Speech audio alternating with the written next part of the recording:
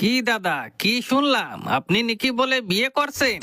হ্যাঁ, যা শুনছো ঠিক শুনছো। এই যে হলো তোমার ভাবি, দেখো কিরম হইছে, ভালো তো?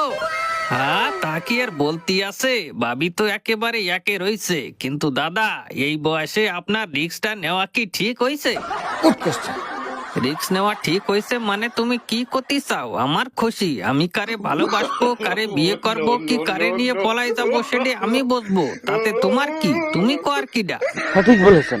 দেও তো, দুই ঘা দিয়ে দেও, জ্ঞান দিতে আইছে। আমরা যে বয়সে যা ইচ্ছে তাই করি, তাতে তোমার কি প্রবলেম?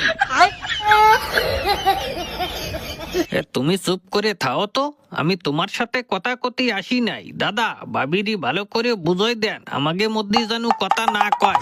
अच्छा। আহ, মরণ, আমার সামনে আমার বাড়িওয়ালার সাথে জবাজবি করবা আর আমি চুপ করে থাকবানি? কথা শুনছো?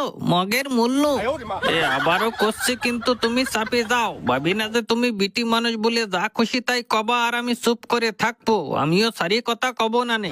अच्छा। সারি কথা কবি নে মানে তুই কি করবি? তুই কি আমার গায়ে হাত দিবি? অগো, এই যে তোমার সামনে তোমার টুকটুকেরই মারার কথা কচ্ছে, তুমি কিছু করতে পারো না? আরে কি কব, তুই কি করতে কোস? আমার কি আর ওই মারামারি করার বয়স আছে যে ওর সাথে মারামারি করব?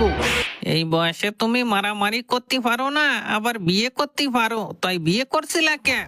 দেহ দি কিরম কথা কয়, বিয়ে করছে কি মারামারি করার জন্য? তাই আর কিসের জন্য? ঠেলাঠেলি করার জন্য।